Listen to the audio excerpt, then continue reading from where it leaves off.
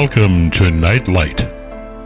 Step away from the mainstream and gather around as we enlighten the world and our realities and travel this cosmic journey we call life.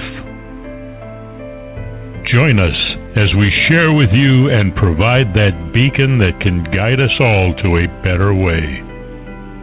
Explore with us as we examine a metaphysical montage of spiritual insights, covering everything from the mundane to the magical, UFOs to unicorns, and everything in between.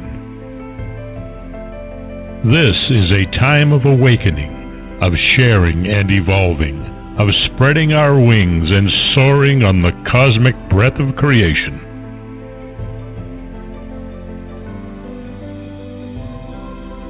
Come and join with other light-minded spirits as we weave our lights together to seek understanding, enlightenment, and, with a little luck, some wisdom. This is Nightlight, a reminder that you are never alone.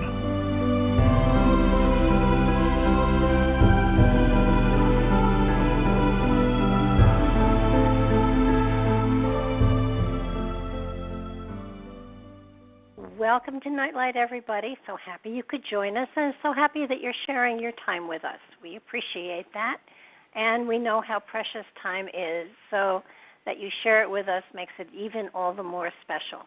I want to thank Ken Quiethawk for his amazing intro. He is a native storyteller, and you can find him and his wife on the Internet. All you have to do is Google Ken Quiethawk, native storyteller, and you will learn a lot about his talent, his gifts, and his way of sharing history and cosmology with generations. Tonight I have Allan Hunter back with us, and I am so excited because we're going to be delving into yet another of his fascinating books, The Six Archetypes of Love, From Innocent to Magician. This book addresses the need to understand the role of love in life, which is very important. This compendium of startling insights relates love to the spiritual development in each of the six universal archetypes, attempting to answer such questions as, what is love? How do we find it, and how can we keep it?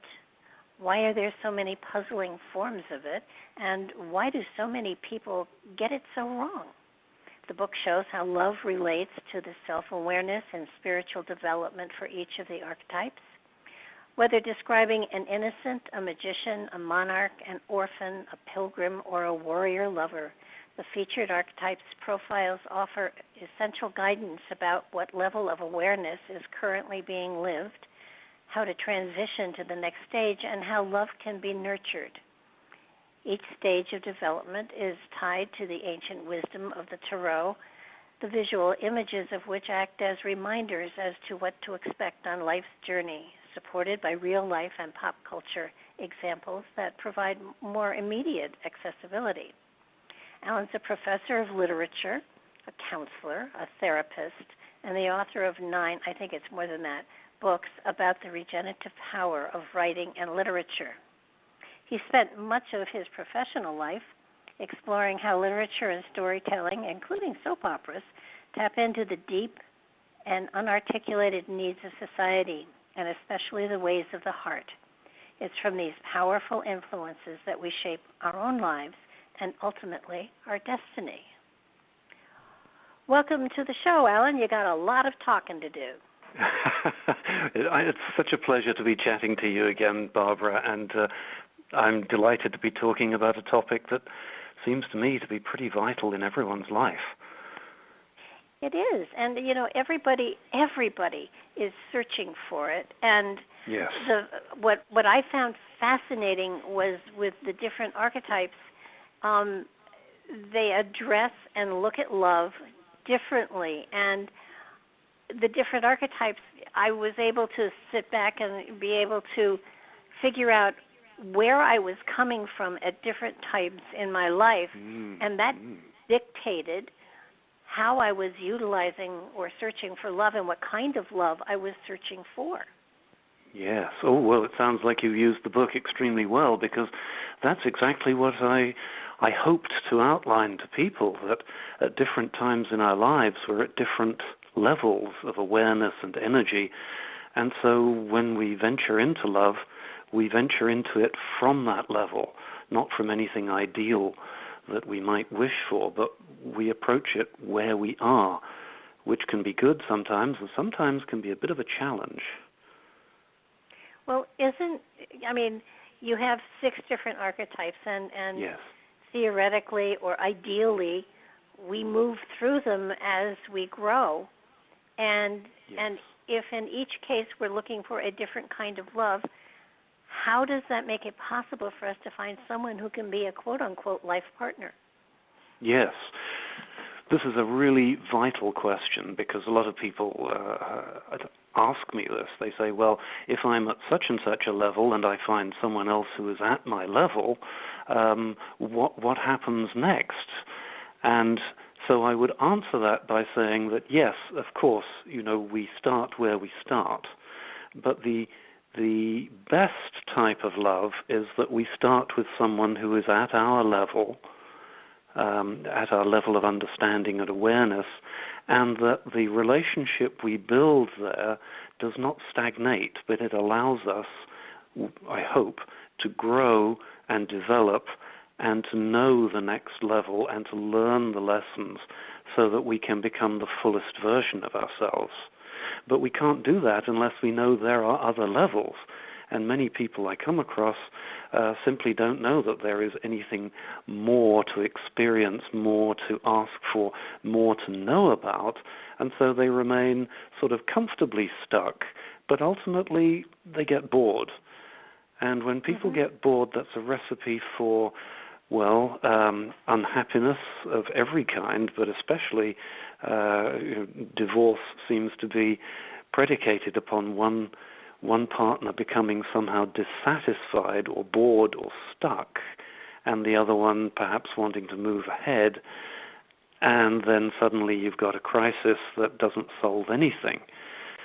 So it's very important to know where you are and where your partner is, and to be able to work together, because once those wedding bells chime and the confetti is thrown and all the guests raise the champagne glass and say all those lovely things, it's not over. In fact, it's just beginning. It's a journey, and that journey requires a lot of awareness, a lot of change, and a lot of adaptability.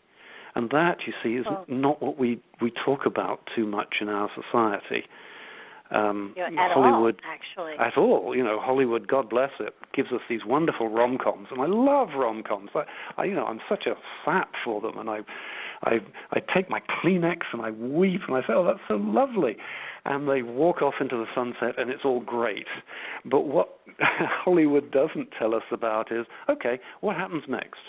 What happens next when they're in a small apartment in lockdown, for instance, in New York City? How are they going to manage to be with each other?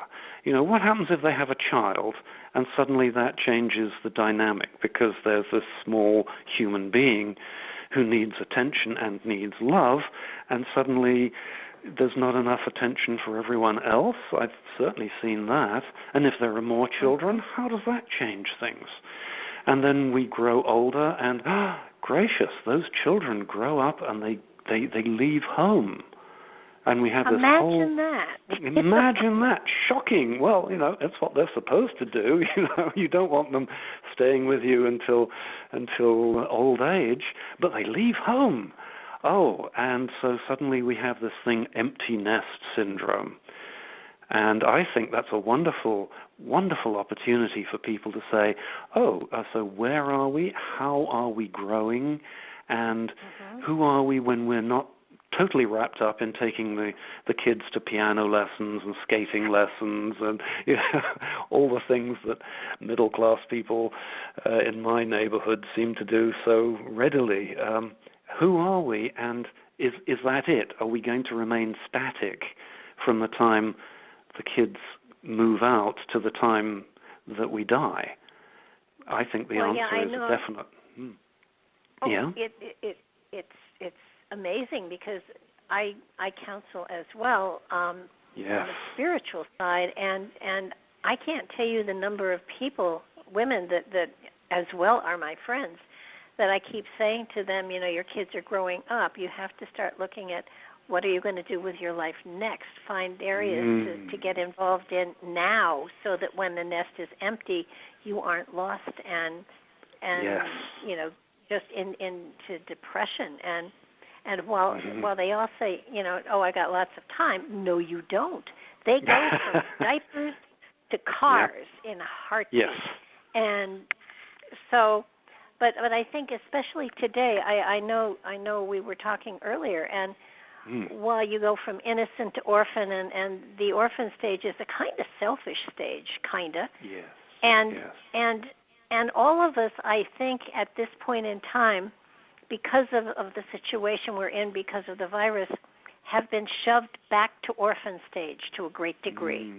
And a lot of us are feeling sorry for ourselves, and a lot of us are the longer you are confined, the more selfish you get. The more these are not times where, unfortunately, I can only speak for myself, but while it would be a great time to be writing very spiritual stuff and putting it out there and everything like that, it's like, I begin to get selfish and think, well, when is life going to change? When can I get back to normal? And of course, I don't know what normal is, but yes. So this may be a time. I know that they were saying that there's a higher percentage of suicides. There's a higher percentage of domestic disputes. So that when we get put into that category, if people knew more about these different archetypes, they might be able to recognize this. I've slipped a cog and I'm back at the orphan again. Maybe I better take out my stuff and figure out, how am I going to become, the Pilgrim. How, I have to start looking for where I'm supposed to be going, as opposed to, mourning the fact that I'm stuck. So, I think let's describe the different levels, because I think for those who haven't read your book, we're going to talk about these different levels, and they're not going to understand exactly what you mean. So why don't you start with innocent and move on? All right. Well, this may take a little time, so but it's important, I think. Okay, good. Well, the idea of the 6 archetypes is based on reading of the Western world's finest literature. And what I discovered by surveying 3,000 years of literature is that in every case where the literature was any good, where it survived from Homer onwards, the main characters, be they male or female, are asked to go on, well, Joseph Campbell called it a hero's journey. I think it's more than that. I disagree with some of what Campbell says there. But I think there are 6 life stages, or perhaps life lessons, that we have to learn. I call them archetypes because they can be envisioned as people, types of people that were readily available. In fact, that brings me to the tarot. They're actually in the tarot cards. It seems to me, although I hesitate to say that I'm an expert in the tarot, I'm just observing what is there. So here are these 6 stages, and you say to yourself, okay, what are the 6 stages? What are the mileposts I am invited to achieve?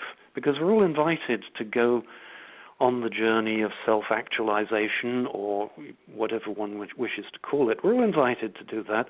We don't have to accept, that's fine, and we don't have to go the whole route. But I think it's useful to know that this is, as it were, the roadmap for the highest version of oneself. And the comparison I always like to make is, if you don't have a roadmap telling you what's likely to be ahead, when you go on vacation, you might drive down the road and stop at the first motel and say, well, this looks nice, and spend all your vacation there, as opposed to driving the extra 10 miles and finding the Grand Canyon or whatever. If we don't know it's there, we can't get to it. So the 6 archetypes, okay? We start off in the world, and this is particularly poignant to me because I've just yesterday, my niece had a baby, and I now have a great nephew, and wow. it's very exciting. Yeah, it's great to see them so happy. We start off as children, as babies, and you think, well, okay, great, babies can't do very much, but as I'm always eager to tell people, babies are very, very, very good at 2 things. Well, 3 things actually, but 2 things. They love and they trust. They trust mother and they love mother. They don't have to think about it. They don't have to say, do I really? They just do it. And that, of course, creates love in the mother. Now, that's not very powerful, you might say, because it's a baby. But when we learn those early lessons, and working with disturbed adolescents has taught me that, if you learn those early lessons of love and trust, you are able to carry them through the rest of your life. And if you don't learn those early lessons, as some of the disturbed adolescents I worked with in England, if you don't learn that because of very bad parenting, then it becomes really impossible to hold a decent adult relationship. So here is this child that arrives with this blessing, this extraordinary blessing, loving and trusting. And with luck, we hold on to those lessons for life. We know that we are worthy of love, and we trust people and expect them to trust us. Now that's a powerful, powerful lesson, because I suspect that our purpose on earth is to learn how to love each other. I don't think our purpose on earth is to gather dollar bills. I don't think our purpose on earth is to, have as many physical sensations as we possibly can. I think it's to learn to love and accept each other, which is what a baby does. A baby loves mother and accepts mother as the wonderfully imperfect, perfect person that she is. So that's the first stage.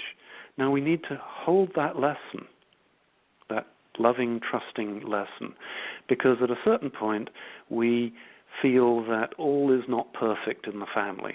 Mothers aren't perfect, fathers aren't perfect, life isn't perfect. And so we look around and we say, I need more than this. And that's the second stage, that's the orphan. Now, real life orphans, and they exist in huge numbers, especially now that we are putting children at the borders in cages, literally orphaning them, and so on. Real life orphans are terrified. They look around and they say, I need to attach to somebody in order to survive. And that's true. Orphans need to attach to somebody who can help them survive. And in the best of all possible worlds, we go through the orphan phase and we recognize that we have to accept and love others even though they may not be at all like us, but they are orphans like us. And that way we survive. Now that is a wonderful ability, and it points in 2 directions, because an orphan can attach to a positive or a negative other set of people. And so positively we hope that the orphan finds people who are sympathetic and nurturing, and that's presumably what school is about for many people. And negatively, the orphan can become a gang member or a bully who has enough friends just because they're afraid of him or her. And that's the orphan who is frightened and needs something to believe in. Now, that's an important lesson for us to learn again, because we're all going to be projected throughout our lives, not just at the age of, 5 or 7. We're going to be, throughout our lives, we're going to be projected into situations where we feel vulnerable. And at those moments, we feel like orphans. We start a new job. Oh gosh, who do I talk to let me know how does this go? For a moment there, we're orphans.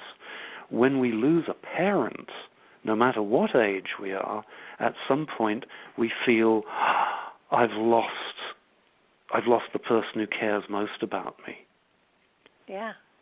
And that is what you were describing when you said, here in lockdown, there are a lot of people who feel like orphans. We've lost all the familiar things that let us know, well, who I am the friend of so-and-so. I am the person who lives in this house or this apartment. I am the person who has this job. And for most of us, we've lost contact. Sorry? Would it be appropriate to say that an orphan is defined by their stuff? Yes, that's beautifully put. And a lot of us are, We're defined by our job, our stuff, and sometimes by the people I know, but really by our stuff. And we are a nation, a civilization that loves stuff. And now we can't go shopping. Well, we can shop online, and apparently Jeff Bezos has made $75 billion since the lockdown. So, there are a lot of people who are doing retail therapy to console themselves. Yeah. Well, that's fine. I've nothing against that, because, the orphans of this world will have two very, very wonderful attributes. One is they'll recognize other orphans. And the second is they will be the most welcoming people you can possibly imagine to those other lost souls. The trouble is that if you're being an orphan, you're trying to fit into what society tells you to be. That because, you are adopting the norms of society in much the same way as you might if you traveled to a foreign country and you had to fit in with the way they do things there. And that means that to some extent we give up the rebellious and even the creative part of ourselves. We fit in. We don't make waves. We are the good employee. We are the good neighbor. We follow the rules.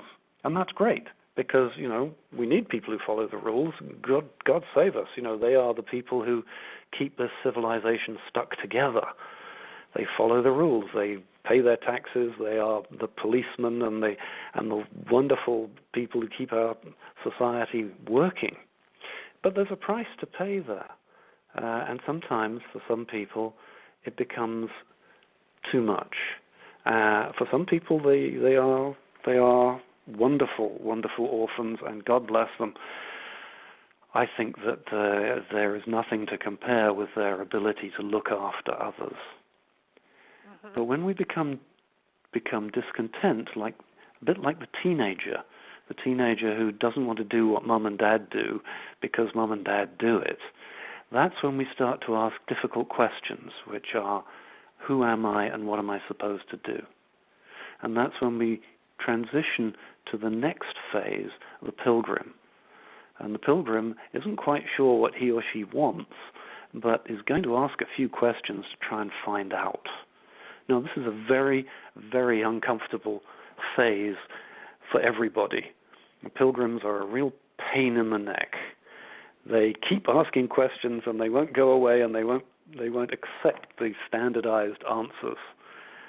And, ask any parent who's had a teenager who just doesn't want to fit in. And that's most parents who've had children at that age. And so the pilgrim asks these questions, which is an externalization of the main question, which is, who am I? Who am I? Am I just going to be this person who loves his or her parents and does what they do? Am I going to marry the boy next door, the girl next door? Am I going to fit into what mum and dad want? Or am I going to try to find out who I am? And that is often accomplished for many people at college. Mum and dad say bye, and off they go to college, and they start off majoring in astrophysics, and they wind up taking a degree in, something completely different, musicology perhaps, I don't know. But it's instead of us, I'm kind of laughing here, but that's a time to be respected, because that's when people are asking, who am I? What am I here to do? What does it mean to be me? So so far we've had the innocent, the orphan, and then the breakaway is the pilgrim. Just as people in the distant past used to go on pilgrimages to shrines, actually they still do. They go to the Camino Trail to this day, hundreds of thousands of people every year. Not this year, because most of the places are closed, but they go on a spiritual pilgrimage to say, well, what is my relationship to God, to the divine, to love, to divine love? And when they finish the pilgrimage, perhaps they have an answer, but most of us will find an answer, because what we do is we find somewhere where we're going to, for the time being at least, put our life energy. And it may be in a loving relationship, it may be in a particular job, it may be both at the same time. And at that point, we stop searching, although we never stop asking those questions. We stop searching, we say, this person, this job, this life. And that's when we transition to the fourth phase. We transfer ourselves to the fourth phase, the fourth archetype, which I call the warrior lover. And that is the peaceful fighter for what he or she loves. And ask any single parent what that means. The single parent who works way too hard to try and look after the kids and sacrifices herself or himself. That is someone who is a warrior for love. Very, very much a presence in our society today, where there are so many divorces. And some of the finest and strongest people I know are single parents bringing up their children in love, in the spirit of love and devotion. Now, I'm sort of racing through these, but that's the fourth stage, and we do that whether we're a single parent or a parent with a partner, because we put a lot into our children, and we may put a huge amount into our jobs, really fighting for what we think is valuable. And when we reach that phase, we are in danger of a couple of things, but one of them is it's exhausting, so we may burn out.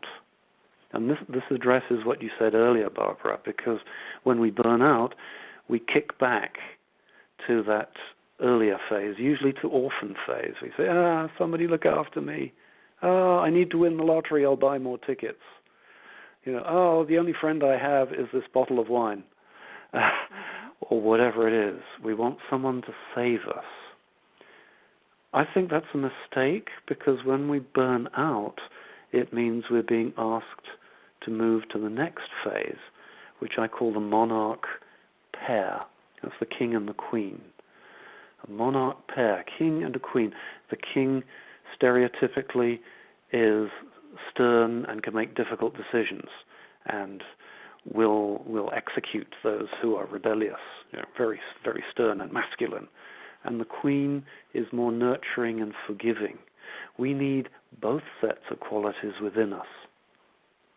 And when we have both sets of those qualities, that's when we can let the children go and say, okay, you're on your own now, Fred or Frederica or Amy or Bill. You're on your own now. This is your chance. Use it well. And then we trust them to do it. We don't micromanage them. As in my college teaching experience, there are not just helicopter parents, but there are what I call bulldozer parents who seem to be there to flatten the way for their child. It's meant in a loving way, but it would be more helpful, I think, for the parent to step back and say, you're 18, you're 19, whatever age you are, you sort it out. You sort it out. Come on, let's find out. It's not up to me to sort it out. You sort it out. And that's a very big growth point for the child. That's what a king or a queen does. King or a queen doesn't sort out every little thing. They say, okay, ministers of the government or whatever, you sort it out. They know whom to trust and when to trust and when to withdraw trust. So that's the fifth stage. I hope I'm not going too fast for everybody, because the sixth stage, and bear in mind that we have to remember the lessons of all these stages as we go forward. You can't skip a stage. You can't say, you can't forget an earlier piece of work. Just like school, when you went to school, you learned to read and write. You didn't say, okay, I've learned how to do that, I'll forget it now. No, you had to carry those skills through the rest of your school career. And finally, if the king and queen, the monarch pair, are doing their job properly, what happens is they're able to change the energy of the people they deal with. And this is the magician stage. And the magician does not make things happen. The magician makes it possible so that other people can make it happen. That's a different concept, isn't it? This is Grandma. This is Grandma who says to little Sonia or little William, says, Sonia, you're not behaving very well, are you? And little Sonia goes, oh, and maybe is awakened to the fact that she could choose to behave better. Now, little Sonia might be 4 or 5, but Grandma, sitting there placidly, says, come on, Sonia, you can do better than that. Is not compelling anybody, but is asking them to be the best version of themselves. Again, in love, in a loving way. When we catch a glimpse of ourselves, and we're all capable of being magicians, but when we catch a glimpse of ourselves at that stage, it's almost a surprise, because we go, oh, I didn't have to say anything, but everything changed. How interesting.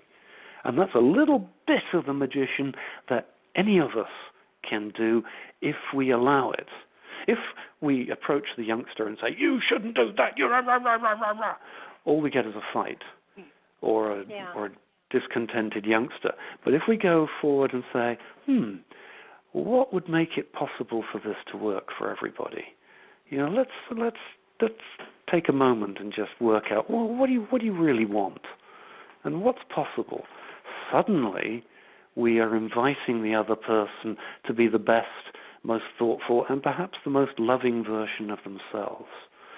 So that was a long explanation, but I think our deepest calling as human beings is to learn that love operates at very different levels, and that to be attracted to somebody and to feel hot and cold and wonderful is great, but it's only perhaps the opening of the door to a whole level of growth and development. You look at those folks who've been married for 50 years or whatever, and they don't get hot and cold when they look at each other. They look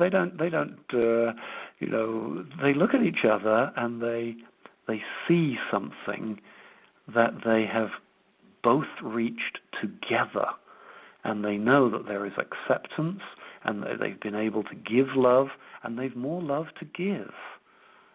And that's a really wonderful thing. I'm with you on all of it, except. Yes. In my mind, is there a possibility that, innocent to orphan to pilgrim? Absolutely, no question. Mm-hmm. But it seems to me that between the lover and the warrior, the monarch pair and the magician, it feels to me as though there's a little pilgrim in between those steps. In other words, reaching for more and questioning, and then arriving at another level. To me, just in my own perception, as it feels to me as though you would reach a point where you would say to yourself, there has to be more. What more is there? How can I get there? And then you go on to the next level, so that Pilgrim would be transitional between lover, warrior, and monarch pair, and magician. Yeah. Because without it just feels to me as though you have to ask, is there more? And if there is more, how do I get there? And then get there. Yes. And I'm so glad you said that, because you have to ask that question, is there more? After the credits roll for the Hollywood rom-com, is that it? Well, that's a really good question to ask. And then throughout one's time with one's significant other, one's partner, one has to keep asking that question. Just because we've been in the Pilgrim stage doesn't mean that we've learned the lesson and now we can forget about it. We keep that lesson all the way through our lives. So there we go. We become warrior lovers, and we say, so what does it mean to be a warrior lover? Is this, is this how I want it to be? Is it how you want it to be? Is this the best version of what more is there? And so that lesson from being a pilgrim, an archetypal pilgrim, stays with one. And sometimes when one is at whatever level one is at, but say one is a warrior lover, we slip down for a moment or several days to the pilgrim level, where we say, well, what do I want from this relationship? What do I want from my life?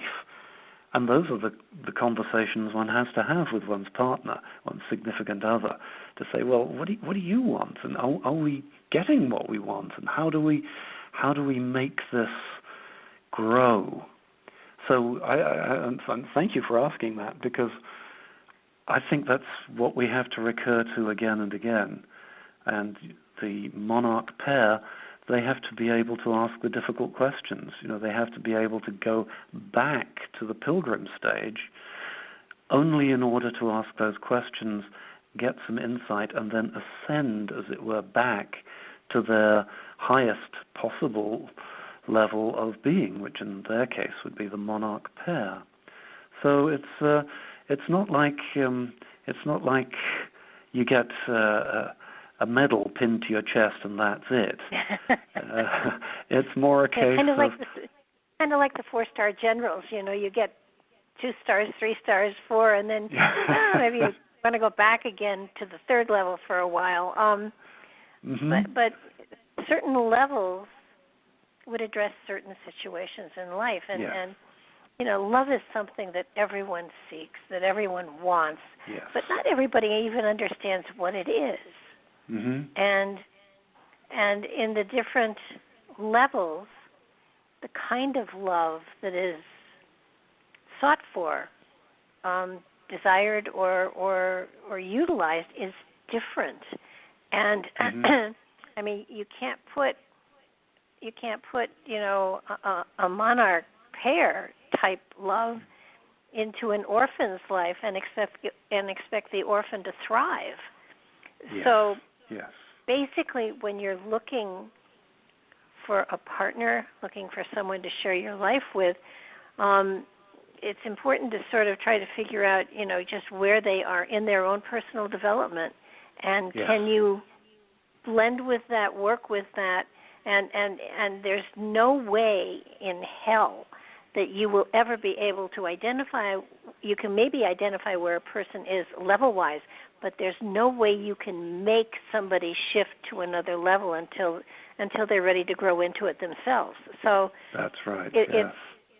It's kind of like if you are, I don't know, even say you're at the pilgrim level and you meet somebody that meets all of your criteria as good partner, let's go, but they're in the orphan level, you can't raise them up to go with you. You have to either accept them for where they are and love them for where they are and not expect them to change, or move on to find someone else that, is going to challenge you in the way that you need to be challenged. Yes, well, exactly. I'll reply to that by saying, spot on. And here is a story that happened to me in one of my English classes when I was a college professor. And that is, I was running this English class, and most of the students were sort of the usual 19-year-old. But there was an older lady there, older than them. She was maybe 35, so not older in that sense. And she was coming to college for the first time. And I would run my class by asking people to ask questions. And then they would mull these questions, research them, and write papers. And, this seemed to work pretty well for most people. They would ask questions about things that they thought they knew. Anyway, so this class was progressing quite nicely, and this young woman of 35 was doing really well. And then one day she came to see me and said, can my husband come to the class? And I said, of course, does he want to sit in? Yes, he really wants to know what we do. And I said, well, there are no secrets, bring him along. So he came along, a nice gentleman, and he sat there looking rather uncomfortable, and I introduced him, and we did what we did every week. And then 2 weeks later, this woman came to see me in my office hours and said, I have to drop this class. And I said, oh, but, you're doing so well. I mean, why? What's gone wrong? And she said, well, my husband is feeling really threatened by the person I'm becoming. And I said, well, I'm sorry to hear that, but I don't think you're becoming somebody totally different from who you were when you walked in through the door. You're just learning about asking questions. And she said, yes, he doesn't like that. He likes the old me. And I said, well, I can understand, although I couldn't at the time. I said, you're always welcome, and he's always, bring him back to class. Well, she dropped out, and she dropped out of college completely because she felt that her marriage couldn't withstand the fact that she was changing from being the obedient, stay-at-home, very pretty spouse, and he was the breadwinner and the man of, and she left college in order, she thought, to save her marriage. Now, I don't know what happened to her later. I hope they're both very happy. But I suspect that once you start growing, you can't just stop growing without there being a terrible price to pay. And I would say that she came into the room as an orphan, wanting to do what she had to do in order to get the grade. She started to become a pilgrim, and then she realized her marriage, which was two people sort of clinging to each other, that was my impression, couldn't withstand her growth and her change. And I was very sad about that, because as an educator, my credo is, yes, we like people to grow and change and discover the totality of who they are. But I also realized over 32 years of teaching at the college level, actually it was more than 32 if I think of the time I spent in England, but anyway, over all those years of teaching, what I realized was that, sometimes people go to college and they return home to their parents, and their parents say, well, what did you do to my son? He never used to question everything the way. What did you do to my daughter? She never... And I said, I haven't done anything to them. But of course, I had arranged, as it were, a class in which they felt safe to ask questions that they didn't feel safe to ask at home.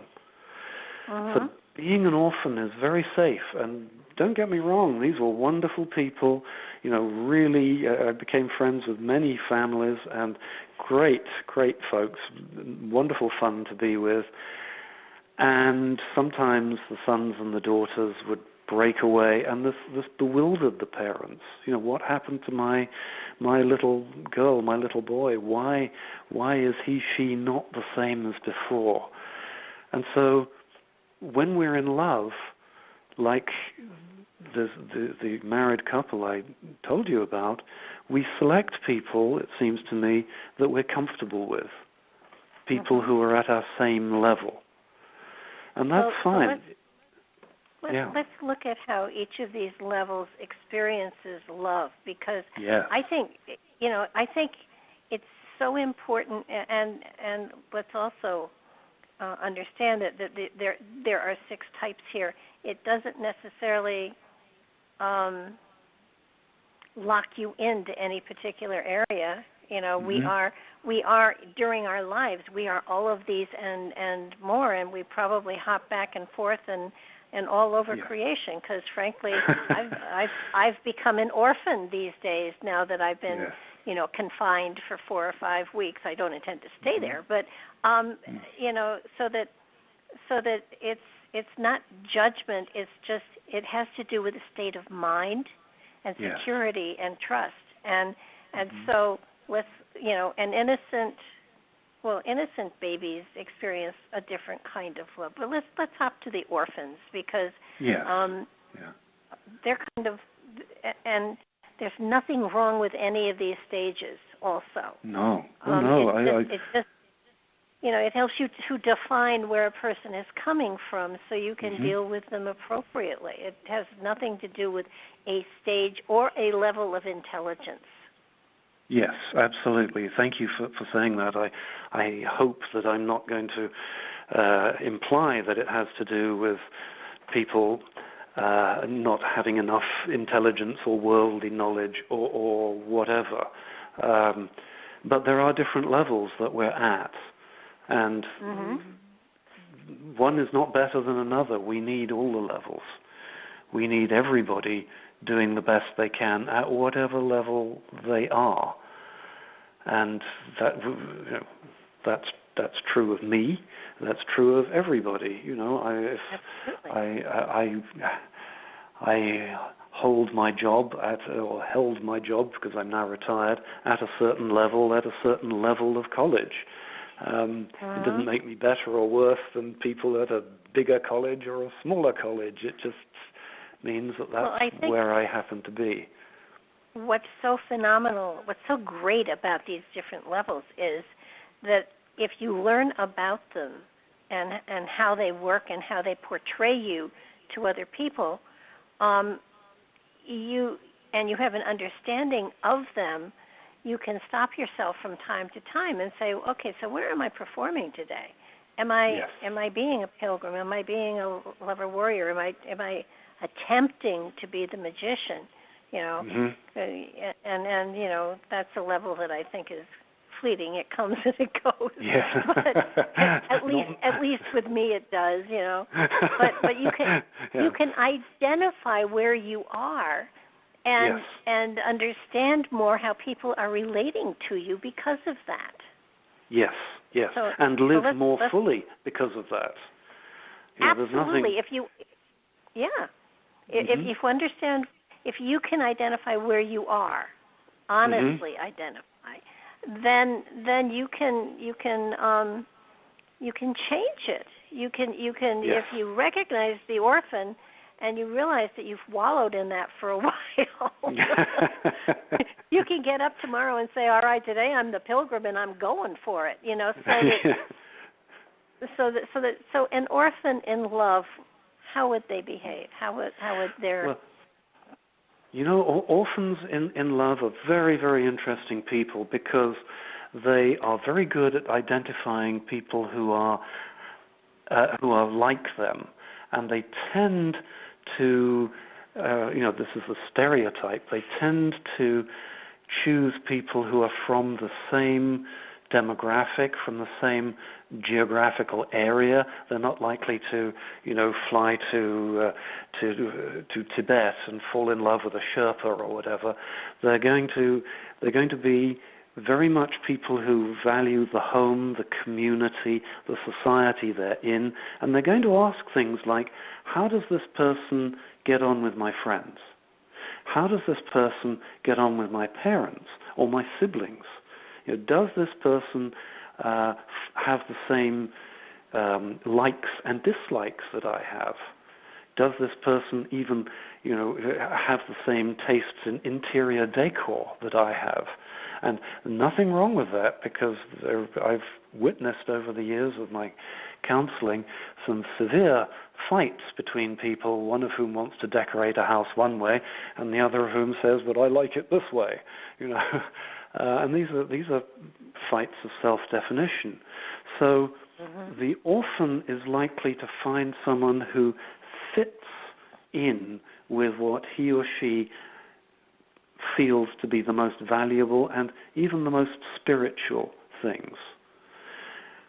This is a person who is going to, what I'm tempted to say, this sounds like a judgment, but by some people's terms, this is playing safe. And there's nothing wrong with playing safe. I know plenty of people who married when they were 19 or 20. They both worked in the same firm, and they've stayed together very happily ever since, and they've grown together. But initially, their choices tended to be, shall we say, somewhat traditional and somewhat safe. And so these are the people who really, really do love the traditions of family, the traditions of Thanksgiving, and, traditional weddings.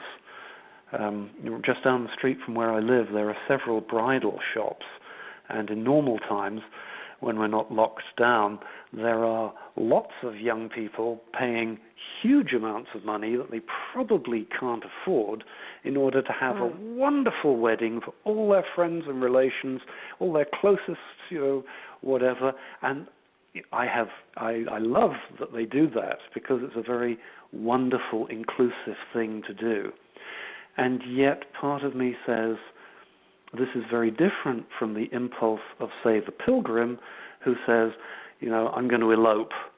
I'm going to elope to wherever and come back, and, the ring is going to be, it's not going to be a diamond ring, it's going to be a brass ring with a piece of coral in it or something exotic, or melted down from a Roman coin. And I think, oh, okay, well, you're doing things a different way, a rebellious way. Doesn't mean the love is better or worse, or certainly doesn't mean the love will endure better, because I think when we're in love and married or with a life partner, being in a society that holds us is very important. And if we want a comparison, you might say in some societies, say in India and Pakistan, there is a tradition still of arranged marriages. And those marriages can be very, very harmonious and very loving, and they are held together by the strength of the entire family, saying, this is going to be your life partner, get on with it. Learn to love them. Yeah. Yeah, and they're wonderful. I mean, I have several friends who have had arranged marriages like that, and there is a lot of happiness in that, and also a lot of growth is possible, because one looks at one's partner differently. But in order to accept that one's parents are going to tell one who one is going to marry, one has to be, to some extent, in orphan land, attached to those parents and that family and that system. So, that is the power of that system. Paradoxically, though, people who are orphans tend to judge themselves by such things as, the size of the house they have, the size of the ring they have, where they go on vacations, which brand of car they drive. They tend to feel those to be very important, whereas other people, especially Pilgrim rebels, don't feel the same way at all. So when one looks at the orphans, one can say, wow, these are the, again, this sounds judgmental, but the word that some people use is the conformist. But these are also the people who are going to make sure society runs the way it's supposed to. And they're going to raise children according to the way that they believe children should be raised within their society. And that's a very wonderful, loving, and stable force. Now, if we want to contrast, we can go to the Pilgrims. and the pilgrims may be kind of loosey-goosey, and we may be kind of horrified at the way they run their houses. And the way they raise their children, and the things they either value or don't value. And pilgrims will be all the time kind of challenging and unpleasant. You know, if they're really being pilgrims, they won't go to family dinner parties without picking an argument, which is not very loving. But at one level, they're simply saying, you know, I feel I'm different. Will you acknowledge that I'm different? Is it okay for me to be different? Well, in a way, don't the pilgrims identify with their own inner truth instead of someone else's inner truth, too? Yes, beautifully put. It's their inner truth, even if they're not entirely sure what it is yet, but they're right to pursue that inner truth. Yeah. So that's exactly right. So a pilgrim in love, yes, is not traditional. Tends not to be. Now, this is where things get a little difficult, because pilgrims can be very attractive. They're unconventional. They don't do what's expected of them. So they can be very attractive to orphans who can't quite break away yet. And when they get together, this looks great. It's very exciting for the orphan, and the pilgrim is just so delighted to have somebody who is, you know, dependable and there. But then the challenge is the orphan going to be able to grow? And often that's too much to ask. It's too threatening. It is too threatening for many people to give up what they know and they love in order to take a chance on this other person who probably hasn't got it all worked out yet. And that's where heartbreak happens most often, where perfectly wonderful, loving people fall in love with those who are unpredictable, maybe don't even share the same sense of what conjugal or marital fidelity should be, at least at that point. And that's the realm of heartbreak. I see quite a lot of that. I think if people were more aware of what they were getting into, if the pilgrim could say, you know, this is a fine person, but essentially this is an orphan. I better not stay with that person. How do you? But you know, that said, there is a chemistry with love. Yes. That logic and reason does not apply. That's the trouble, isn't it? Yeah. I mean, yes. You can't make someone change. You can't help them to grow. You can't do anything to shift their own perspective. And yet, is that enough? Knowing that there is a difference, does that difference allow the pilgrim to grow into new levels and the orphan to stay the orphan? Is that ever appropriate, or does that ever happen? Well, yes, it certainly happens where, we see it, as far as I can tell, in the lives of some very great artists, where they needed to grow and they needed an anchor, and they have chosen someone who is perhaps to some extent rather ordinary, because an ordinary person won't infringe on their... Yeah, won't rock the boat. Will just be there and be loving and faithful, and perhaps will allow them to do whatever things they need to do in order to develop. I mean, I think Picasso was an example of that. He certainly had glamorous wives, but what he wanted was just someone who would be there at the end of the day. He didn't say to himself, "Oh, I must marry an artist at the same level as myself," if that were possible. He said, "No, I just need someone who's going to make a home for me, and then I can pursue my art in the way I need to pursue it." He got through several wives. He was apparently not a very loving spouse in some ways, or maybe he was as loving as he knew how to be.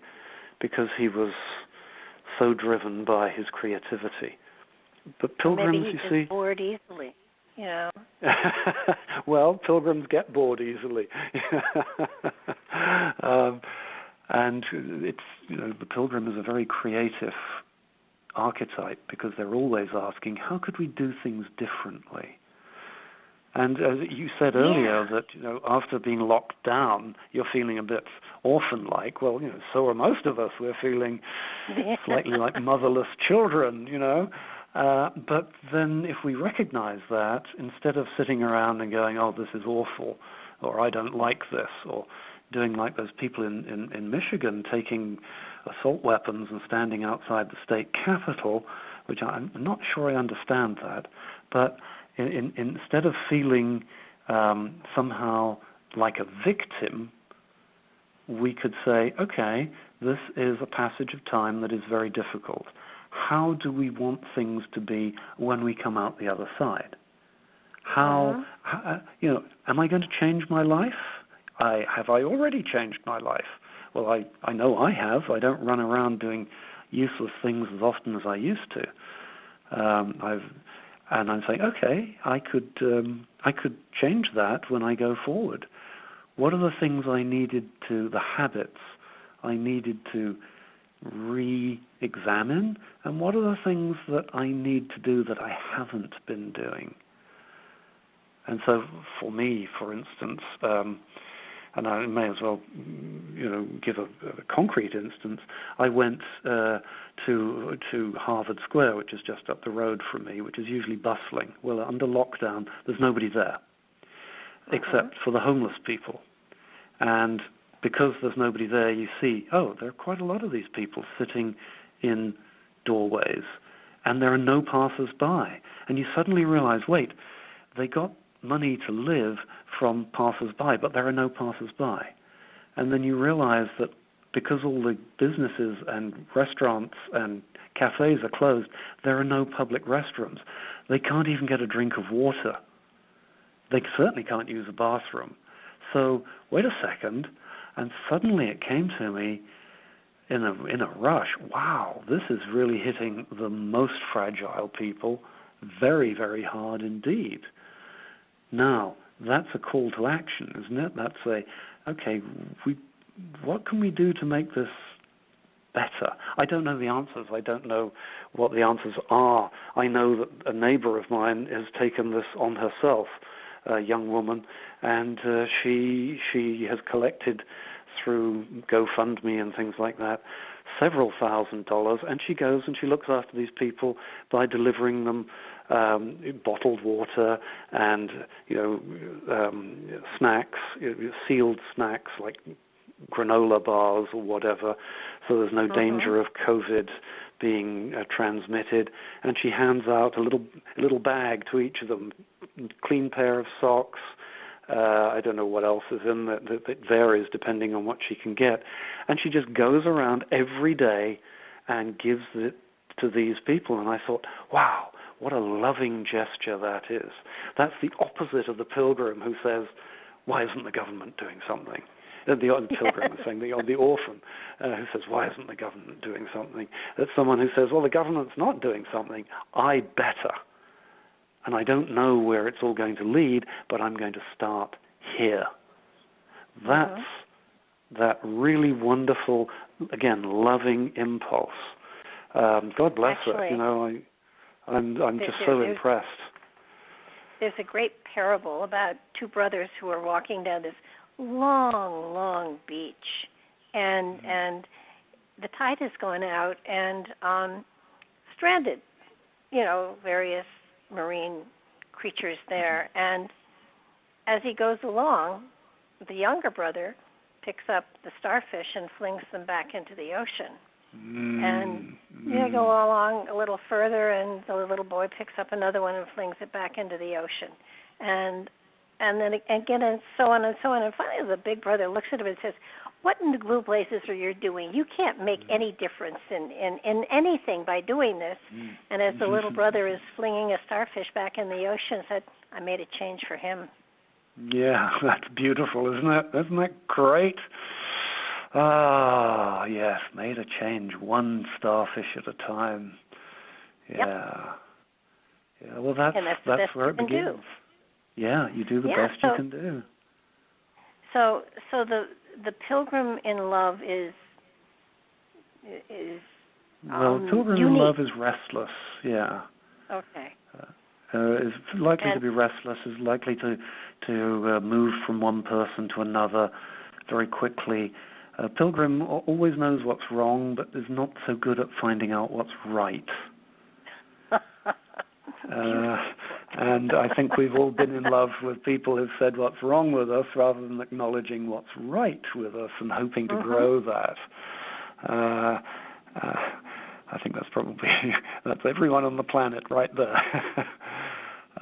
So the Pilgrim can be restless, seeking after variety, seeking after something exotic, and failing to see what's right in front of him or her. But that's part of the learning process. We have to learn that just because we're looking for diamonds doesn't mean that this isn't a gold brick right at our feet. Oh, sure. And so then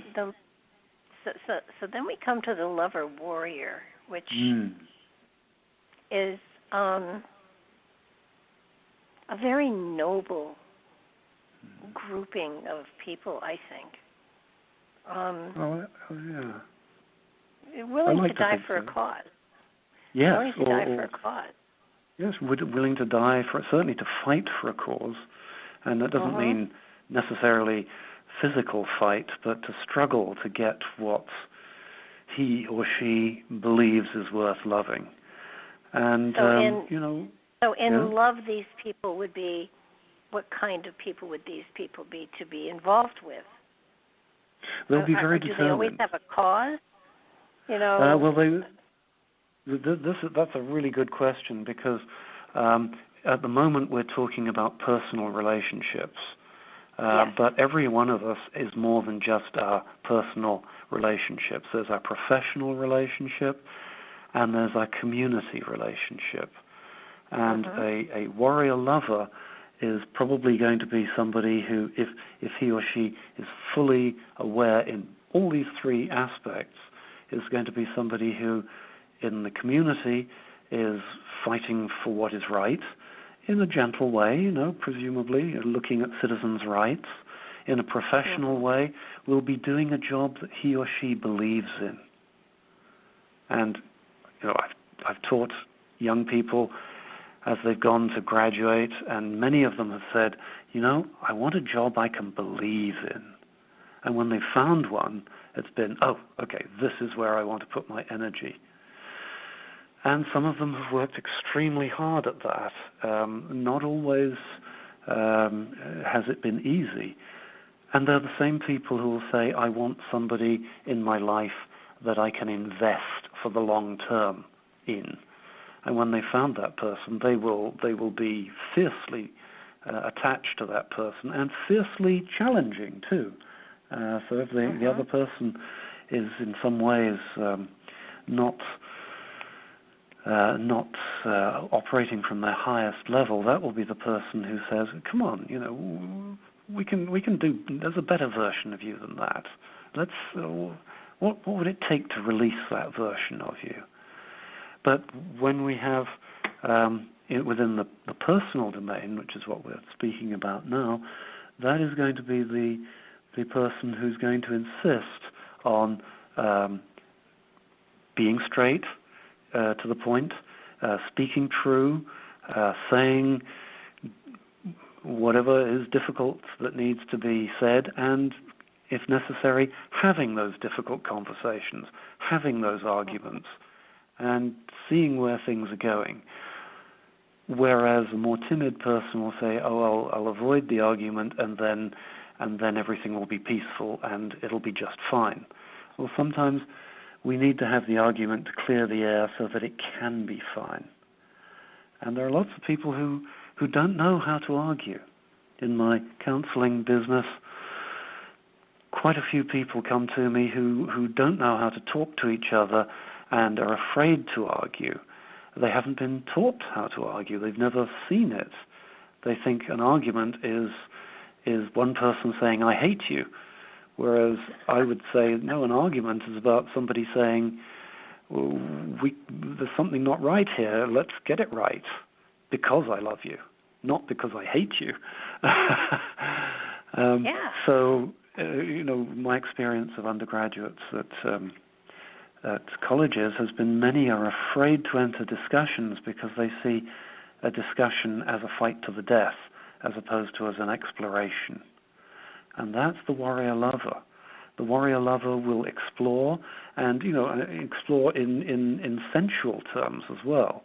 This is the person who in bed, to put it bluntly, is not going to settle for just the same as every other time they've been in bed together. This is the person who'll say, well, what about this? What happens if we, what happens if we try massage oil or something? And the reply expected will be, well, let's try massage oil, rather than, oh, it'll make a mess. This is the person who's going to be perhaps exploratory, perhaps look at sex toys, about which there is very little prejudice these days, although in times gone by there certainly were prejudices.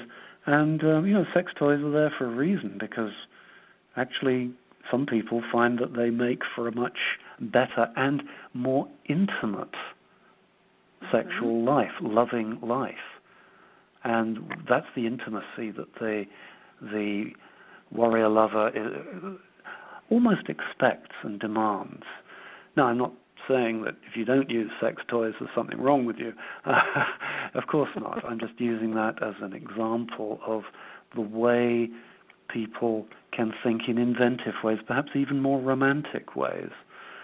So instead of going for a holiday at the beach for a week or whatever, this may be the person who says, but wouldn't it be romantic if we did this, which might be a safari in Africa or something, looking at the wildlife. And my goodness, yes, that'll bring you closer together. That might be quite hard. That might be very uncomfortable. I've been in Africa, and it can be very uncomfortable, but it can also bring people very close together. Or, really, those wonderful people you sometimes come across who say, I'm going to take my wedding money, and instead of having a splashy wedding, I'm going to go and serve food to the poor at my local homeless center. And I'm going to do that every week for, 3 months. Wow, that'll bring you close together. So, the warrior lover will be different and quirky and always ask questions, and sometimes will come up with these amazing things that really are loving. So then we go on to the monarch pair, and this is the one that you say this really does take a couple, Yes. Whatever you want to call a couple these days, but it takes two to be a monarch. You can't be a monarch pair. You can't go to that level without being it with someone else?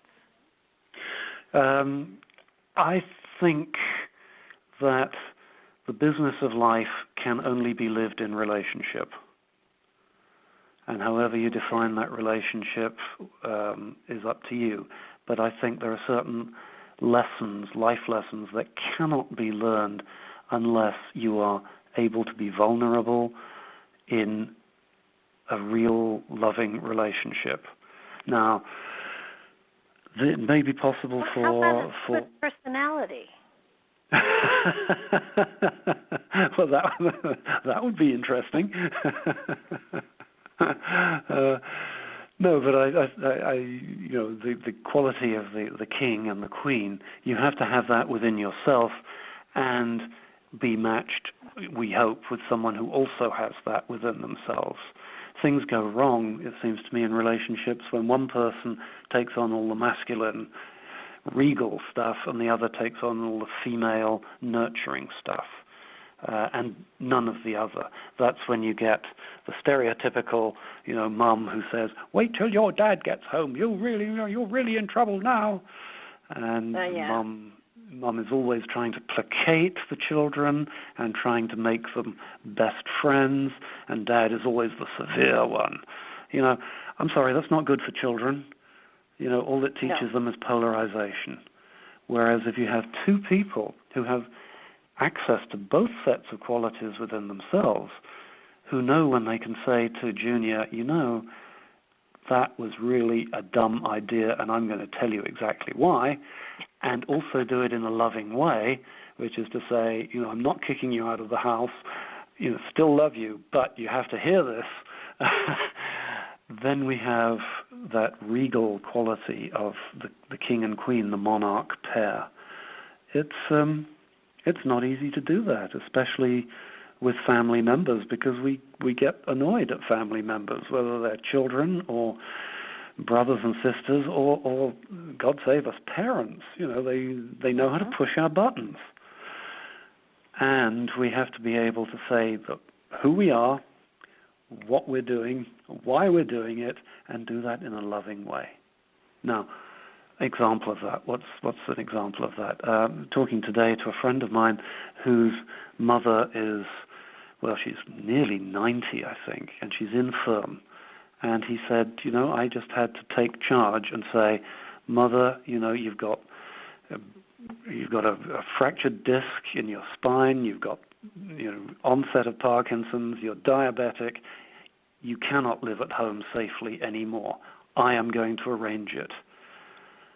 And that's a hard thing to say to a parent. And I'm sure there was a lot of pushback, as there was with my mother-in-law when we tried the same thing. She was all pushback. But sometimes you have to say these truths, and often the person will say, thank you. Maybe not at the time, but often I'll say, thank you for arranging that. I don't know why I fought against it so long. And that's the monarch pair. You have to make difficult decisions, knowing that not everyone is going to be happy, and taking it on the chin and saying, you're not going to be happy, but this is the way it has to be for your own good. I don't see enough of that.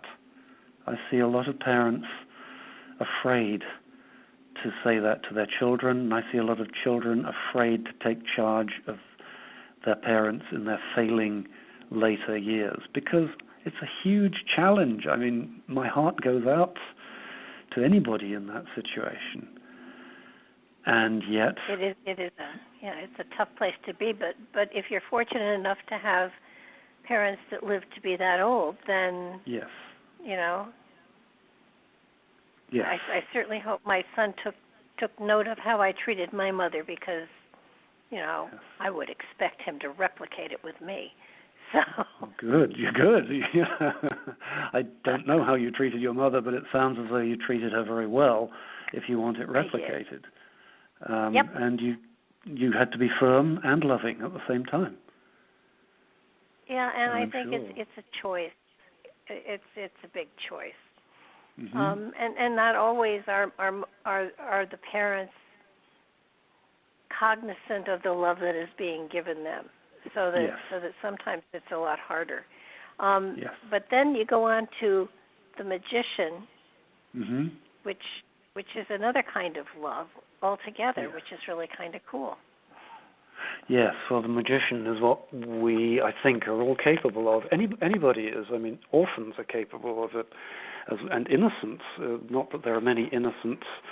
Well, perhaps I will change my statement there, because, a baby, especially a grandchild, arriving in a family can change the whole dynamic of the family. Now, the baby doesn't know this. The baby's just needing diapers and milk. But I've certainly seen. Sorry. But at the same time, Mm-hmm. you could put innocent at both ends of this spectrum. Yes. Because exactly. there are parents that end up in diapers and totally dependent. Yes. And yes. And they can teach us a great deal about our own ability to engage with loving somebody even when they are dependent. Mm-hmm. And when we we've spent a whole life with them being thoroughly independent. So, the magician, like in the tarot, the highest cards are, well, the highest card is the magician, but also it pairs with the fool. And when we are at magician stage, it's almost as though some people would say, or could say, we're being foolish. Some people would say, well, just take your parents and stick them in an old age home and pay for it, and that's that. And I've certainly heard people say that. Or you can say, well, you know what? This is going to cost me a lot of time and effort and energy, and it'll break my heart because this person is going to die soon, and this person perhaps has Alzheimer's and doesn't recognize me, but I'm going to do it anyway. Mm-hmm. And other people might say, well, you're being foolish. And others would say, no, you're accessing within yourself reserves of love and caring that perhaps you didn't know you had. Yeah. And there can be frustration and exhaustion and all those things, but there's love too. But the magician will do that, but perhaps my earlier description of the magician is still most useful, because the magician is the person who doesn't necessarily do anything but causes others to feel safe enough to change. And I think a really, really good therapist will do that. A really good therapist won't tell you what to do, won't say, well, what you should do is you should leave your husband and, desert your kids and, sell your car. No, that's not a therapist at all.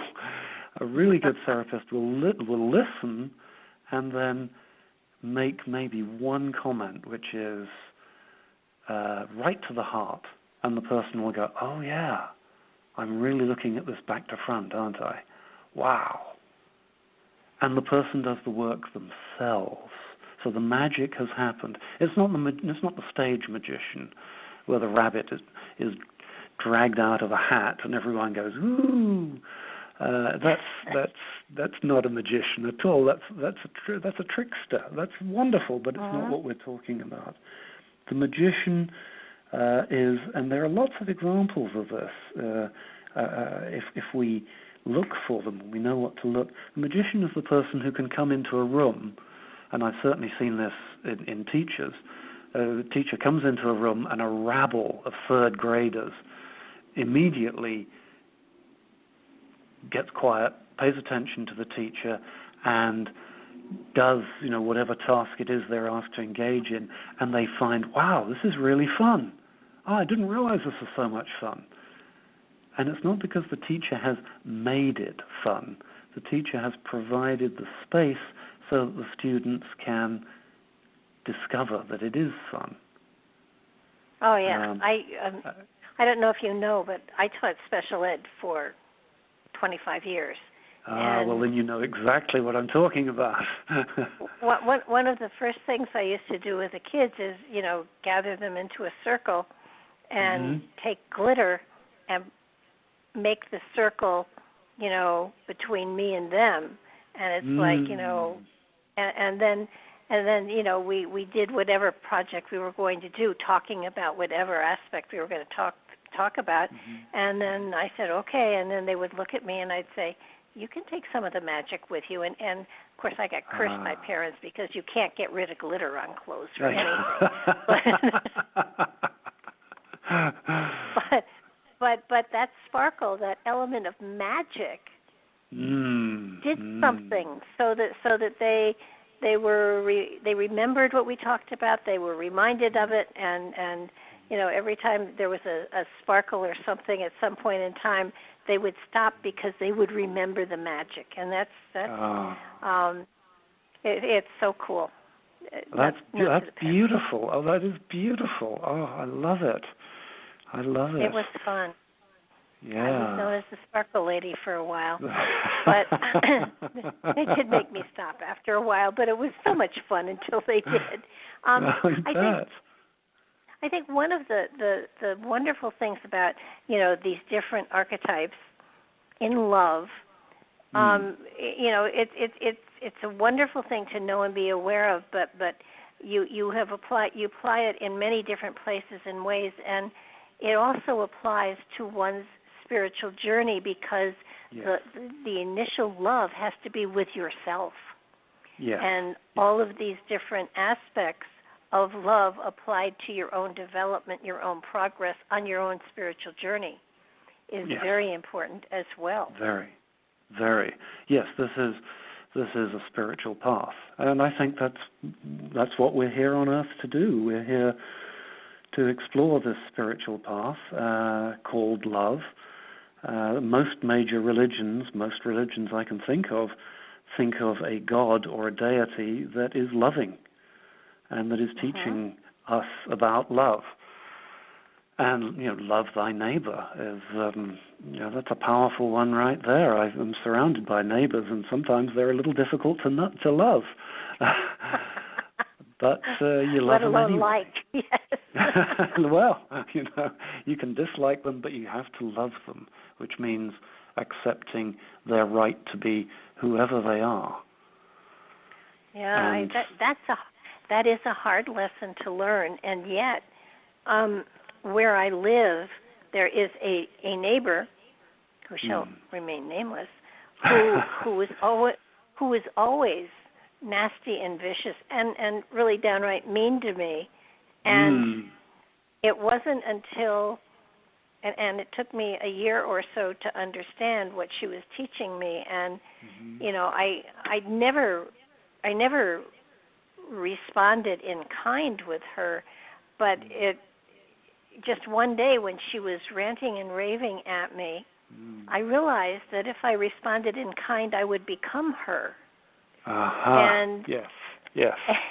And it was like, holy mackerel. And so I turned to her and I said something nice about her garden and something nice about her health, and I moved on.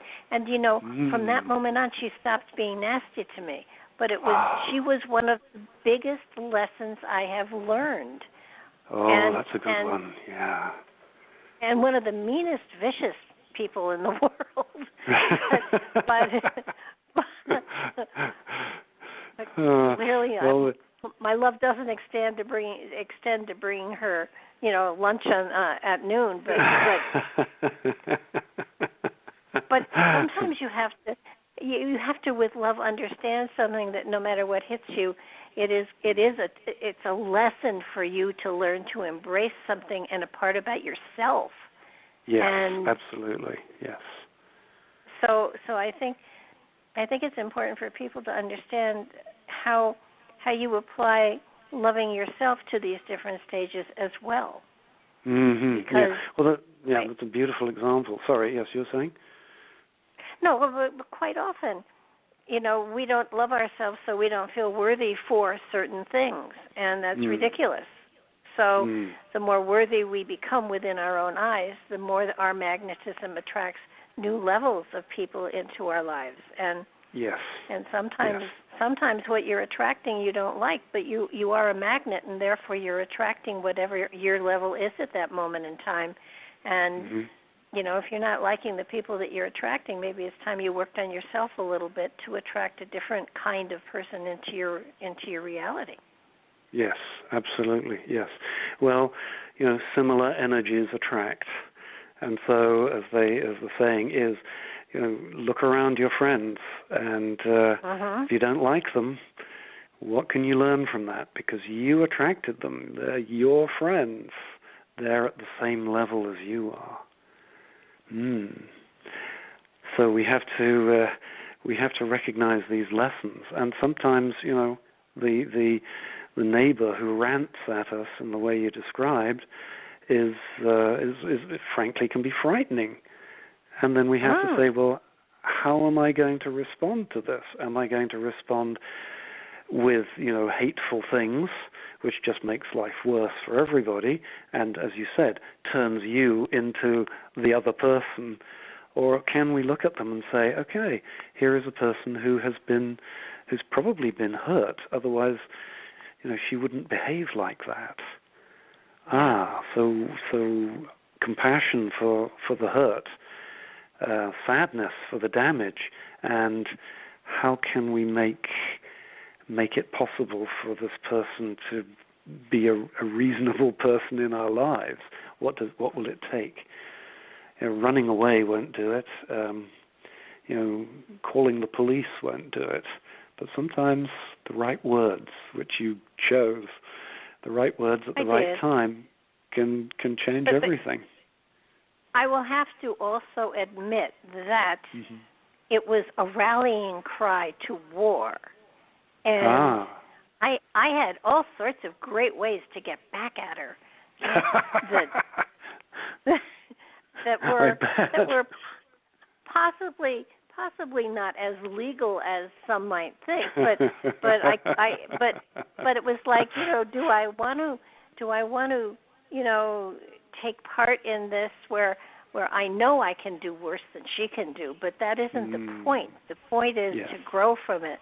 And I will admit that there was a great deal of inner debate before I finally decided that it was better to just say nice things and try to get out of it. But I did.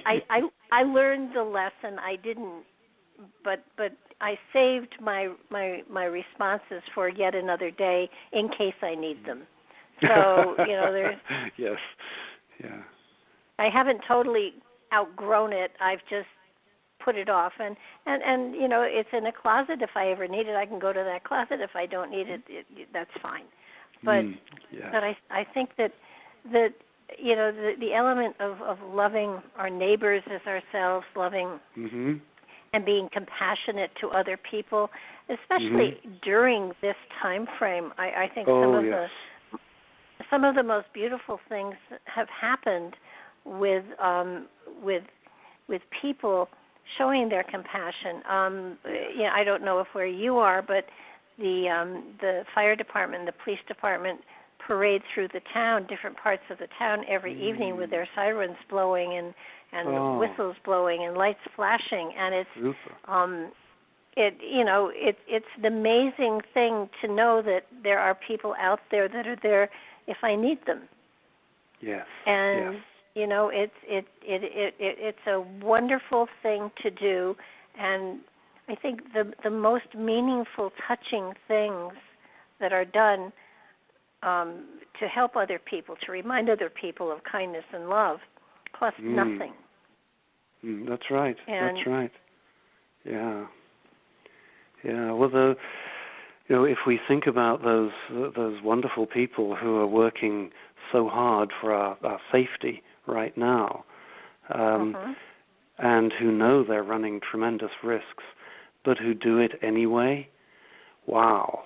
I mean, there's a reason people call them heroes, because they are. They are warriors for a loving cause, looking after the sick. That's a very, very high level to have reached in one's job, it seems to me. And God bless them. They're running substantial risks. We can never appreciate them enough. No, that's true. And there are lots of people that have, flown in to volunteer, from places that aren't hit as hard as the East Coast. So it's terribly moving to see these wonderful, compassionate stories of people who are giving of themselves like this. So when you come to the point of, people who are listening here, first of all, the book is the Six Archetypes of Love, which is, easy to find. It's on Amazon. But how do you determine seriously where you are in your own personal life as far as love? What is it? What you need? What you think you need? Or what you're capable of giving? How do you determine where you are? Yes. There is no short answer to that, but I would say that the question, as it were, creates the answer, because I think wherever we are, we have to ask ourselves that question. We have to say, well, where am I today in this relationship with these people or this person? whether it's family or a significant other. And then we have to observe. We have to observe very closely and say, am I behaving like an orphan here? Or am I taking the lead in order to make things better? And if so, how much am I taking the lead? And am I allowing people to take responsibility for themselves? So if we hold that thought for a moment, the warrior lover will try to do everything for people. But the monarch pair is going to step back and say, okay, I love and trust you to do the right thing. What are you going to do? Mm-hmm. So it's a movement from, as it were, fighting the fight for somebody, for the person that one loves, and stepping back and saying, are you going to fight this yourself? Now, how do we determine that? I think a lot of the time, many of us are in orphan phase because that's easy. We accept certain roles that we have with those we love, and they accept them, and they're non-threatening. So the stereotype of mum or dad goes out to the office, comes back in the evening, they cook the meal, they all sit down and they watch TV. There's nothing jarring there. But it may just be that most of the time we need to be in that comfortable rhythm of not really thinking too much, because life is difficult. You could say, well, this is an orphan relationship. Nothing very much changes there. But that doesn't mean it always is going to stay in that place, because we always have the opportunity to check in with our significant other or our family, which is what meal times used to be, and ask, so how is it going? What's changing? How are you? That used to happen in every family. They would all gather around the meal table. Nowadays, very few people do eat together, it seems, from the statistics. And sometimes that was uncomfortable, but everybody was there, and everybody had the opportunity to be real. So dad could be grumpy, and mum could be, pouty, and the kids could be afraid of their report cards, but everyone had the opportunity to be real. Now the question is, did they take that opportunity to be real? Because that's where the Pilgrim comes in and starts asking questions. So how was school today, Tommy? Fine. That's not a deep exchange. It's built of people trying not to say anything. But to say to Tommy, wow, here's something I came across today I thought would interest you. Let's talk about that, or whatever. That starts a conversation. That is when the pilgrim of exploration is invited, as it were, to the dinner table, or invited into the relationship. And when that happens, then the conversation or the rapport or the relationship rises to whatever level it is capable of rising to. And where the warrior lover is concerned, that would be a case of, well, what do you believe about this? And implied in that is, if you tell me what you believe, I will respect it, even if I don't agree with it. And that gives us... Yeah? What about those, and there are, it is unfortunately the majority of the people out there, what about those who are seeking love? Yes. What about those who are wanting love in their life but don't know how to get it there? Yes. Really big question. Most people seek love by trying to fit in. And so they will get community because they all support the same team, or they all watch the same Game of Thrones or whatever is hot at the time, and that gives them a sense of community. And they think that if they find someone within that community, that will be enough. That's not a bad place to start, finding common ground. But the real key is to ask, well, is there something that goes beyond the ordinary conversation? Otherwise, the ordinary conversation is endless talking about the weather. We can all talk about the weather and our sports teams and whatever, but can we go a little further and ask difficult questions, such as, well, what do we talk about next? Well, we talk about what we care about. Can we talk about what we care about beyond the sports team? What are our values?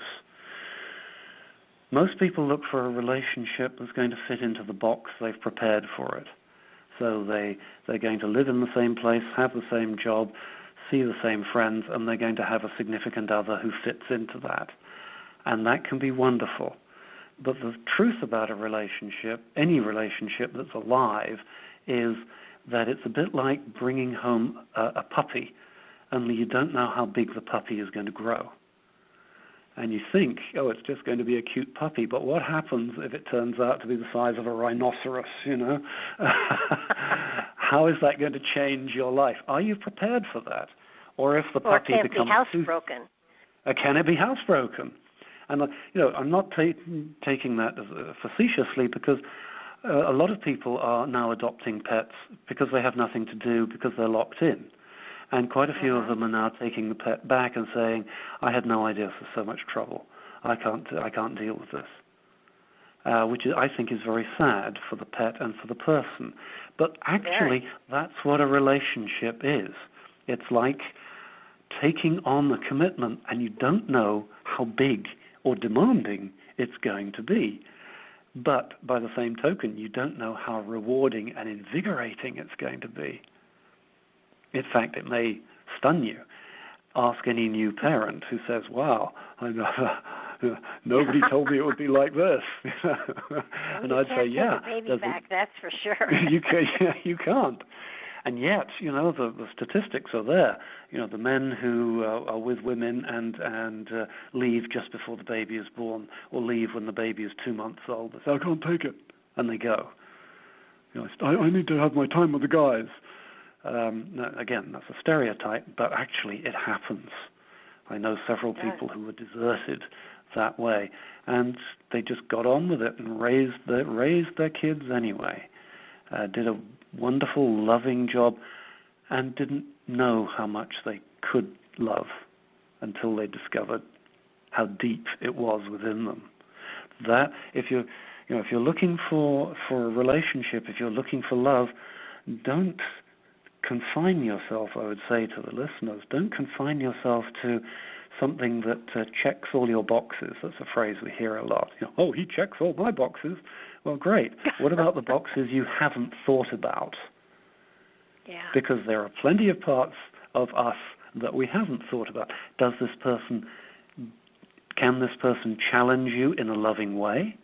Is this person helping you to see things in a new way, to feel differently about certain things? And can you do the same for this person? Ooh, those are big questions. If you want an enduring relationship, one that is going to be alive and fulfilling for many, many years, these are the sorts of things that one has to ask, not do we watch the same TV programs. It's lovely to watch the same TV programs. It can make for very cozy and cuddly and wonderful evenings. But there may be more that's going on. And so I would say, yeah? Yeah, I think there are lots of people that I have talked to about, how do I find my perfect whatever? And it's kind of like, here's my list of what I want in a person. Yes. And I always turn it around and say, are you going to be that for them? Ah, good, yes.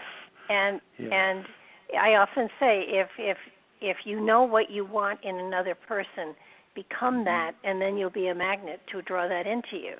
There we go. Become what you want to attract. Yes. Yeah. Because you will attract what you are, not what's on the checklist. Yes, that's beautiful. I do a similar exercise, actually. I say, to a person, just did one the other day. I said, get me a list, create a list of what you want in a significant other. And this young woman came back, I want someone with a sense of humor, he's got to be tall, dark, and handsome, he's got to have a job of such and such, he's got to be interested in dancing. And I said, no, that's great. I said, that's wonderful. Now let's look at each of those items and see whether there's a spiritual value, an internal value attached to them. And I thought, okay. And she said, well, what do you mean? I said, well, you want someone with a sense of humor. Okay, what does that mean? Well, someone with a sense of humor is going to be somebody who can see what is silly and ridiculous in the world, and is therefore going to be a person who has more than one point of view. Oh, okay. What about tall, dark, and handsome? Well, these are physical attributes, but what you're saying is you want someone who is mentally attractive as well as physically attractive. No, tall, okay, so not a small-minded person. Dark, oh, maybe a little mysterious. What's going on there? Someone who's seen the world, perhaps. And handsome, somebody who can behave in a loving and a handsome way to others. And I said, take every physical attribute and let's push and see if there's a spiritual or a psychological attribute behind it. And that is going to be a lot more useful than finding someone who just looks the part. So yes, look and ask, what is it you're really asking for rather than what you think you're asking for. Right. I know someone who was on a lot of the dating apps out there, and she was looking because she was, I think, 5'11". She wanted someone who was at least 6'4", and she negated out everybody who was under that height level. And I said, physical threshold. Yeah. I said, that's all well and good if all you're going to do is stand next to this person, but if you're going to talk to them, aren't there other things that you would be interested in? And I'm not saying you should go for a dwarf. I'm just saying inches could take you away from the perfect match if you're that ridiculous. Yes, that's a beautiful example, isn't it? And when you said that, I immediately thought of Julia Child, who was happily married for life to a man who was about 7 inches shorter than she was. She was 6'1", I think. Oh, 6'1". Yeah, and she was had a wonderful life with this dear fellow whose name I can't remember now. But she wasn't hung up on the fact that he was quite a bit shorter than she. So yes, No, it's just, it seems to me sometimes our criteria, especially when we're young, as we get older, some of those things don't mean quite as much. Just a sharp mind, a great sense of humor, and an ability to converse or to have stimulating conversations with is so much more important than how pretty are you. Yes, exactly. Funnily, you should mention that because a colleague of mine went on the dating sites for years. I think it must have been 10 or 11 years. And he had some lovely dates with some very beautiful women, all of whom were about 15 years younger than he. None of it worked out until just recently. He said, I think I found someone. I said, oh, good. Tell me more. And he said, well, we just have the best conversations. And I thought, ooh, this is sounding good. And I said, tell me about what she's my age. Oh, no longer going for the younger woman. He said, we just have the best conversations and the best time. He said, I can't get over it. And I said, well, you finally struck oil. And maybe it took a lot of learning for him to move away from the sense that he felt he was supposed to have someone younger and glamorous and of a certain type, but what he really needed, he discovered, was this understanding and generosity of spirit, a beautiful soul, rather than necessarily. I mean, she's good looking. I've seen her on Zoom, but she's not the much younger woman that he had trained himself to think he needed. We have to get out of our own way. There is an inner sparkle that makes anybody beautiful. I mean, there's so, I mean, let's face it. People get gray hair, they get wrinkles, and their body decides to grow in places where it never grew before. But their minds, are still there and active, and that's the magical place. That's where, honestly, I believe the magic happens. So, but I think that you have given some wonderful examples of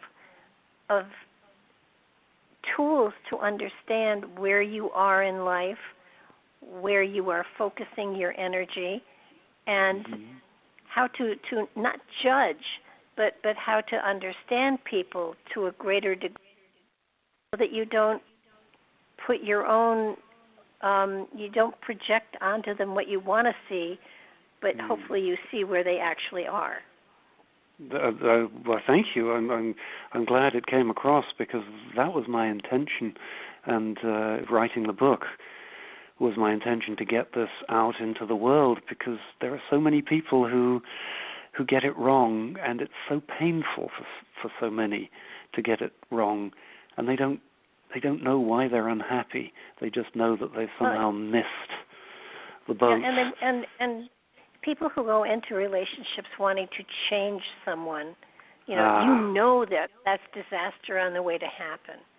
Yes. And I can teach him, he'll grow to be my partner, or she'll grow to be my, I'll be able to foster her along so that she understands how she has to transition. No, you have to love them from where they are and for what they are and who they are.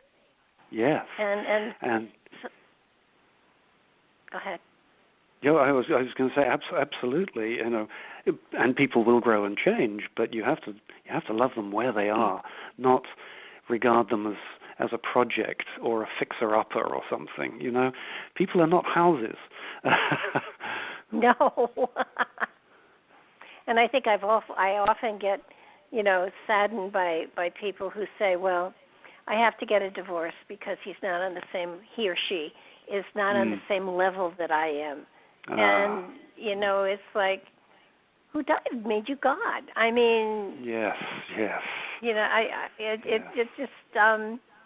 It is a very sad place to be in, and you can't fix anything there. You have to step back and let nature take its course, unfortunately. But I mean, the different archetypes are, the more you study them, the more you learn about them, and I think the more importantly than anything else, because we have to love ourselves before we can love another person, we have to understand where we are. Yes. And that there are a few topics that are more difficult, because, of course, when we're lonely, which is when we tend to be looking for a significant other, when we're lonely and in low spirits and feeling kind of sad that the world hasn't provided us a significant other, we're likely to slip into orphan phase. And so what do? We attract other orphans. And that may not be what we want or need, or it may not be what the other person wants and needs. So I have found, you're absolutely right, and I have found that those moments in my life when I was alone, but content and very happy and very secure. Yes. That's when I know the universe is going to say, "Oh no, she can't be that content. Let's screw with her," and And I might have been very happily doing whatever else it was, but suddenly there was another person there, and it was like, this better be spectacular, or I'm writing a letter of complaint, Yes, well, we attract who we are. So if we're feeling sufficient in ourselves, if we're not feeling desperate, if we're feeling centered and as though we know who we are, we will attract other people who are the same. But if we're desperate, we'll just attract desperate people. And who needs a desperate person? I've been there and done that. Yeah, me too. And it wasn't a happy scenario. No. Yeah. So, these are important things. It's not one person rescues the other. They both find each other and they agree to work together in a loving way to be the best, or to bring out the best in each other. And there's a greater richness in life then. It's really quite amazing. Mm-hmm. Yes, but changes getting everything. But getting to that place inside of you where you're content and happy and not settling, but really, truly blissful. Yes. I swear to you, there's a bell that goes off somewhere, and it's like, oops, no, that kind of contentment can't be. She needs to learn more, so send her something that'll, give her that opportunity, and it does happen. Yes, it does. I think quite often the universe, they've got a great sense of humor. And so, yes. Yeah, the universe definitely likes to mess with us, and it's part of the test is can we take it in good humor? Well, if you do, then magic happens, of all sorts. But it takes a certain amount of, I'm not going to say total maturity, but slight maturity to be able to see the challenges that come up in situations like that. But magic does and can happen, and especially around loving relationships, because quite often if you haven't put out a shopping list that is ridiculous, you get a lot more than you ask for. That's true. It's true. Yeah. Often the universe has bigger plans for us than we have for ourselves. I know, and it's amazing. It's so exciting. I just saw the time. I want to thank you so very much for yet another amazing show. It's such a pleasure chatting to you, Barbara. Well, your material is fabulous, and it's fun to learn from, and happily you've got 9 or 10 books out there, so that between Princess Frogs and Ugly Sisters and the archetypes, I have 8 more or so to go into, so I will look forward. I'll look forward to another book and another show, and your book is on Amazon, and I will put it on my website as well with a link to Amazon. Highly recommend it. It's a wonderful tool for finding amazing new ways of expressing. So I think it's well worth a read for sure. Well, thank you for helping me to get the word out to people, and for saying all those nice things about the book. I think it opens eyes. That's been my experience working with the archetypes of people. Yeah. No, so thank you again for another wonderful Thank you. show, and thank everybody for joining us and listening to us. This will be up on YouTube tomorrow, and if you choose to listen again, please remember to friend us, to subscribe to the channel so that you can be alerted as to when I take another adventurous jump into all sorts of wonderful material with Allan Hunter and other people as well. We have a great show next week, Monday and Tuesday as well. No, not Monday, but Tuesday. And we have a great show tomorrow with Mark. So please tune in and share with us a lot of the wonderful insights that are going on and a lot of the things that we're experiencing. Good night, everybody.